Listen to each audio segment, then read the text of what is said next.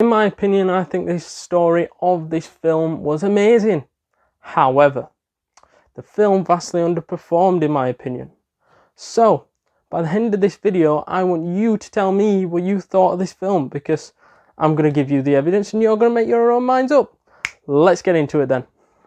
CK from the R&R YouTube channel. Today we shall be discussing the American-made film made in 2017. This film is about a guy named Barry Seal who is a pilot, and he works for the CIA, taking pictures of things the CIA and the American government want him to track. Everyday things, I guess. I don't know. And from this, yeah, he ends up joining with Pablo Escobar as a drug runner. It's kind of a weird film, quite unbelievable, but it's based on a true story, so I guess it is believable. Like, I guess. And yeah, it's a pretty good story about Barry Seal's rise and fall. Obviously, like every film where you've got a guy that gets involved with drugs, there's always a rise where he's spending all his cash, and then there's a fall where he's licking the boot of someone's fucking shoe, you know what I mean? Someone's shoe, yeah. Anyways, let's get into the positives and negatives of this particular film. Let's get into it. So, the first positive in my opinion is the simplicity of the film. They don't overcomplicate this film at all. You get your rise of Barry Seal. You get him having fun, spending a bit of his dosh, having his own land, his own airfield. Then him crashing and burning to the floor. It's easy to understand. And to me, with true stories, you find that sometimes people directing or writing it will try to overcomplicate the film. Just go back to the bare bones, get the main things in, and then you can worry about spicing up what the actual film's about. And to me, this is one of the most simple films you can watch. You know, it's just so easy to understand, and yeah, and that's what I loved about this film, because so many times you watch other films and other things, and you don't get that simplicity, or you get a bit lost. And to me, that's the worst thing in a film, you getting lost, because then what do? You lose interest, you get bored, and you move on. This never at all made me bored. It made me excited to watch. And obviously, it was because of the simplicity, and it was because of the director's way of filming, which was a big congratulations to you, Doug Liman, for making a simple film. That's for you. The next positive is, in my opinion, that ginger-haired guy out of Harry Potter who plays Bill Weasley, who's got the mediocre role, and he's fantastic in this film. No? Does he deserve a round of applause? Of course he does. Just me again. Give this man some credit, you know what I mean? I was only joking. Honestly, I think if I'd have mentioned this ginger-haired tosser before Tom Cruise, then I probably would have been assassinated by now.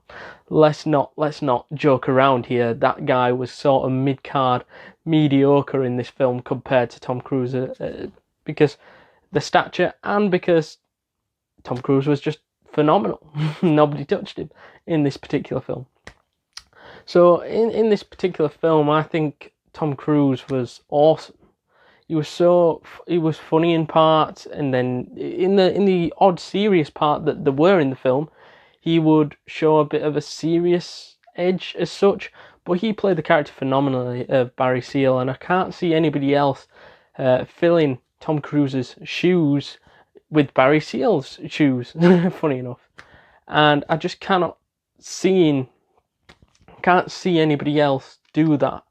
You know, play that character so well, and being able to keep that funniness about the character while trying to be serious at the same time. It's probably really hard to do, I would assume. But yeah, I think Tom Cruise, I'm going to check out more of his films, because I'm not the biggest Tom Cruise fan, not because I don't like him, because I just haven't seen many of his films, and maybe that's criticism of me not watching many Tom Cruise films or not. I don't know, but the only ones I've really seen, I think, is this one, Obviously, I've seen Cocktail, I think he's in that, and another film is in Tropic Thunder, I think he's in that. But I haven't really seen one that goes, wow, he was amazing in that, whereas this one was the first one for me.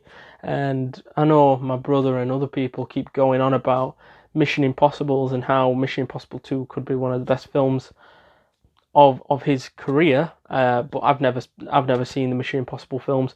But if it's something you would like to see on this channel, get in the comments down below. Or if you want to see any other Tom Cruise films, also get those in the comments below, because I'm liking him as an actor now.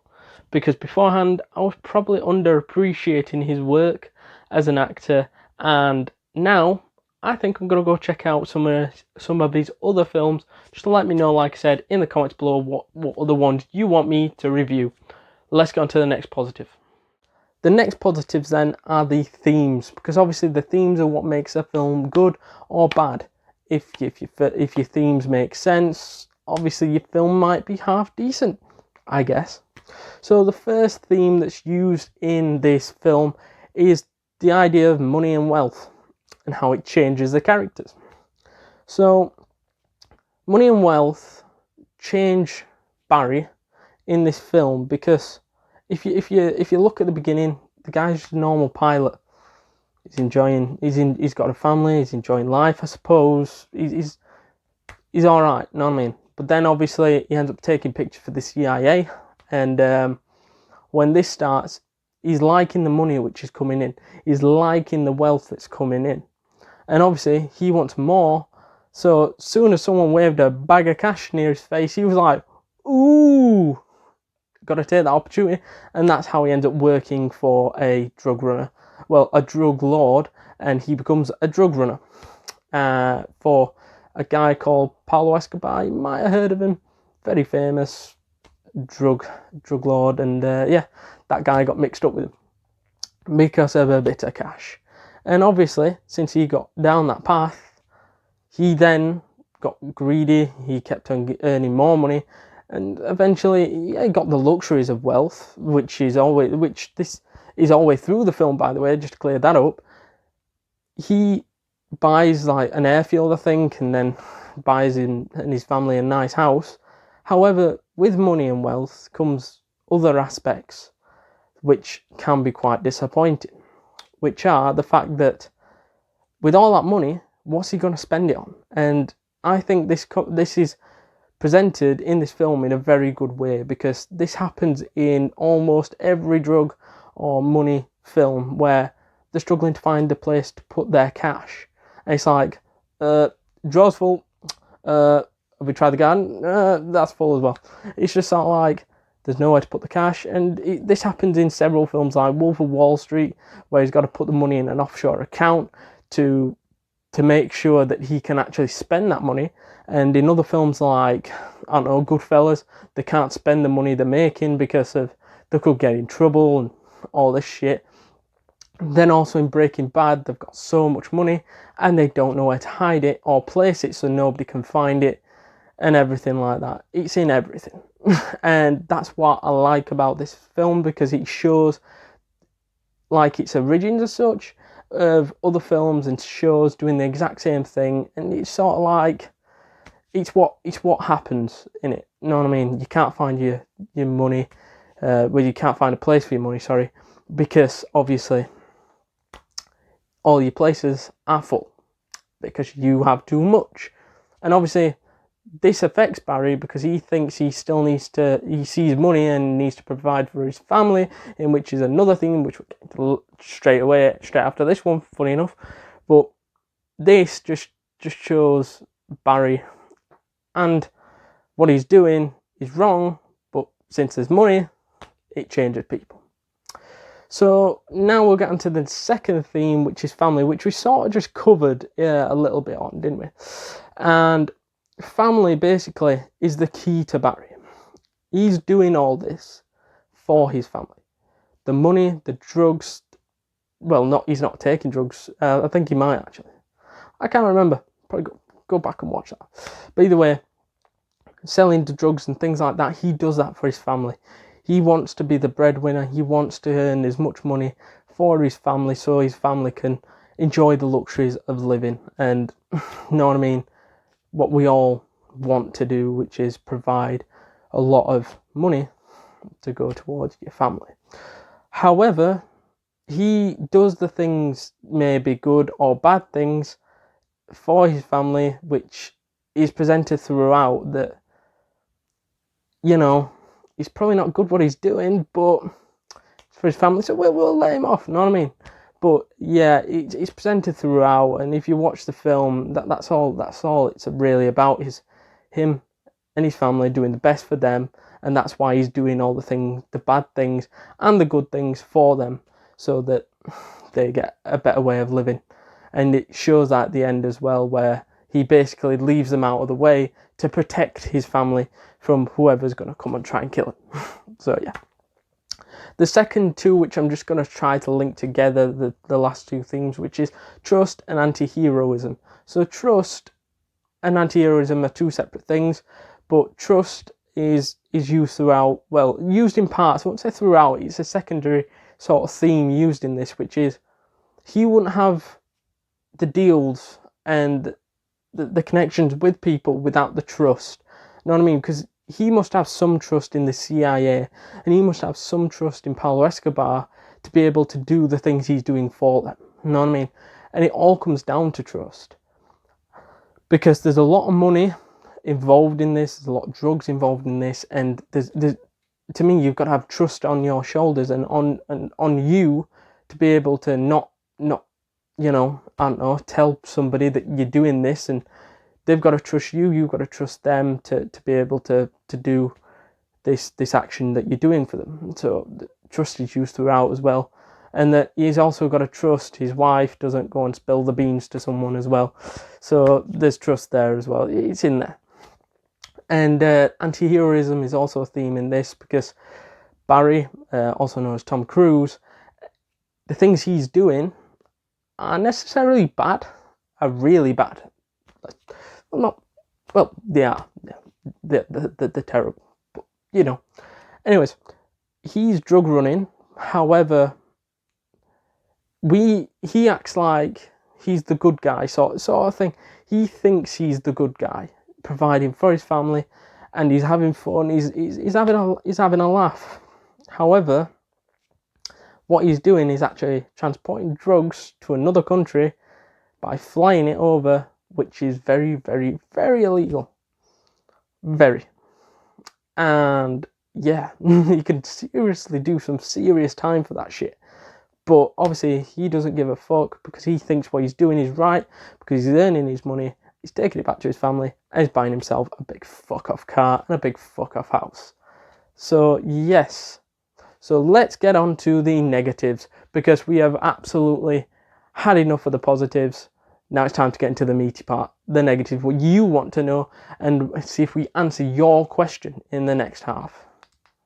So before we get onto the negatives, I just want to say a big, big, big thank you for your support so far. And if you've got up to this point in the video, thanks a lot. It really helps us if you view the videos and check out other videos as well.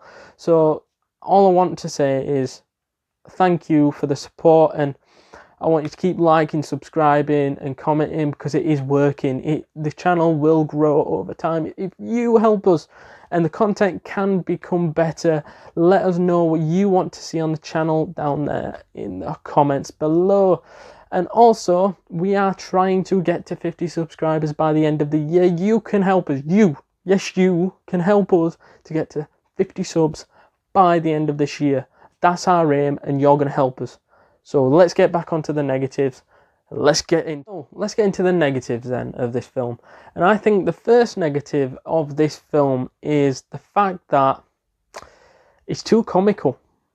And what I mean by too comical, I think that there's too much comedy in it for a serious film that's based on a true story. I don't know what other people think on this, but I just think it's too comical. It just ruined the film, in my opinion. Because what you're presenting to me is a true story based on on seriousness, on practically a serious guy who's doing drug running and whatever, and then he ends up getting caught and whatever, and then he ends up getting killed. To me, it's a serious story. It's not a comedy, in my opinion.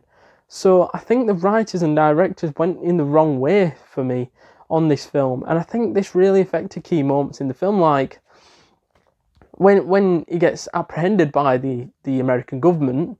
He's still being all chill and sort of like, man, I don't give a shit. That might have been his character, but to me, I like to see people use their emotion and be more like rushed around, like they're coming after me. Fuck's sake, what am I gonna do? They're fucking shouting at each other, like shouting at his family, just sort of like taking out the aggression on them, which is what we see in other films and TV shows where this happens, like in Breaking Bad. He takes it out on his wife a lot. When trouble's coming his way, he likes to fucking shout at his wife or shout at Jesse and all these others for his fuck ups, or for the government or whoever's coming after them, and he's panicking. And it's same in like some Goodfellas, where he's looking over his shoulder every 2 minutes for that, because he sees that helicopter and he's looking over his shoulder every 2 minutes. That is what you want to see. A bit of sort of worrying him, sort of like, yeah, let's say worry. It's sort of like, yeah, it's always in his mind that the government are coming after him, but he's sort of like relaxed, and I can't get that. I don't get that, and I think this ruined the film for me, because these sort of serious moments were ruined by the fact that they tried to make fun of it, if you get me. And to me, that's why this film sort of underperformed, in my opinion, because this is a key part that they got wrong. They got the comedy aspect wrong. It's okay, like in Goodfellas, there's a couple of funny moments in there, and like Wolf of Wall Street and Breaking Bad that we mentioned in this review so far, they do things that are funny, but there's an element of serious. When it comes to the seriousness, they perform that cock on. You know what I mean? But with this, they don't, because they fuck it up, because they're thinking, oh, comedy needs to be throughout. No, it doesn't. You can have this much comedy and this much seriousness and it'd be fine. You know what I mean? And I think the ceiling was so much higher for this film, but that fucking ruins it for me. So let's get on to the next negative then, and I think this is rushed. I felt the film feels rushed, if you get what I mean by rushed. So what I mean is the fact that they tried cramming these key moments down instead of extending them. And I know in certain films you think, oh, this film drags on, but I don't think if you would have stretched this film out, it would have dragged on. I think it would have performed better, because I think some of the key moments, especially towards like the end, and some of the things he was doing for like Sir Pablo Escobar were just like a minute or 2 minutes long, or, well, I might be underestimating there, but like I said, it felt that way, sort of thing, that it felt like it was 2 or 3 minutes long compared to being stretched out and being, to me, like 10 minutes long, going over everything with a fine tooth comb and making sure that you could give us more details on certain things. And to me, I just think they've rushed it. They've rushed the film. I think you could have easily made that a 3-hour film, similar to like Wolf of Wall Street and Goodfellas, and got everything in there.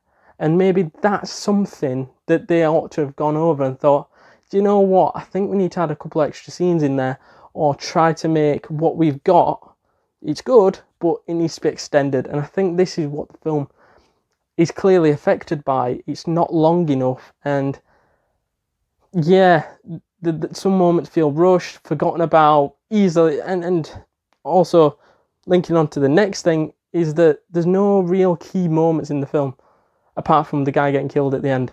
Spoilers. But other than that, nothing really. So the next point is the fact that this film feels like every other drug related film, every other crime, drug, money related film. And what I mean by that is the fact that you got the rise, the fall. Well, you got the rise of this guy, of Seal, the fall of him, and that's basically it. Which is like every film, and you've got. And to me, if it's okay doing a film that's similar to another film, just as long as you make a scene in there which you'll go, bang, that scene can't be touched, or that scene will go down forever in film history, because you'll be like, oh yeah, I'm thinking of that scene, and that comes into your mind. Like in Wolf of Wall Street, just to give you an example, what I mean is the fact that when they're on the drugs, on those E's, and it's like, and that guy's on the phone, and he's just like, give me the phone, or something like that. Get off the phone, innit? Get off the phone, and he's dragging it, and he's going, no, and fucking whinging at each other. That moment shows them panicking a little bit, and other things like that, and it made the film different to any other film, because that didn't happen. And there's so many key moments in that film of Wolf of Wall Street, and for another one, which is Goodfellas, where they're whacking that guy in the bar, and you know what I mean, after he said go home and take your shine box, to fucking come back and fucking leather him and take him out. That was a key moment which will be etched in our minds forever when we think of that film. Whereas this film, American Made, I think of more about the story rather than a key scene, if you get what I'm talking about. And I think that's something that this film really lacks, that key scene, that key thing that happens in that film, and obviously this consequence in the film being lackluster and a bit meh.